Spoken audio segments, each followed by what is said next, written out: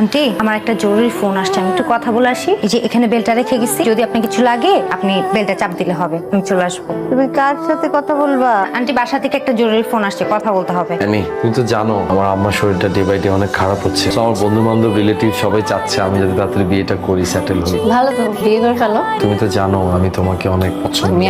আমি তোমাকে পছন্দ করি, তো কি হয়েছে? এটার জন্যই চাচ্ছিলাম যে তোমার আর আমার ব্যাপারটা আমরা যদি একটু আগায় নিতে পারতাম। দেখো, আমি এখন বিয়ে করতে চাচ্ছি না। আমি চাই আমার ক্যারিয়ার উপরে ফোকাস করতে বেশি। আর আমি বিয়ে করলেও না, আমি চাই এমন কারোর সাথে বিয়ে হতে যে আমাকে নিয়ে ঘুরবে, হানিমুনে যাব, আমরা একা থাকবো। আমি নার্স হয়ে থাকতে চাই না। আন্টি কিছু লাগবে আপনার?